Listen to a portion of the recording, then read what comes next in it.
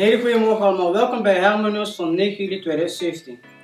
Vandaag hebben we maar één nieuwspunt en dit gaat over de Alpha-cursus. De Alpha-cursus is een cursus dat je helpt met het geloof, het legt de basis met de kennis en denkt u van, oh ik wil eigenlijk wel meer weten over hoe het geloof in elkaar zit, dan kunt u hier natuurlijk voor inschrijven.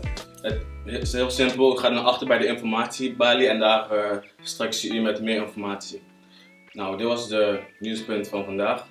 Hou natuurlijk ook onze Twitter, Facebook en Instagram in de gaten voor de nieuwe activiteiten. En verder wensen wij u een hele gezegende zondag. En nu kijken we naar de spreuk van de week.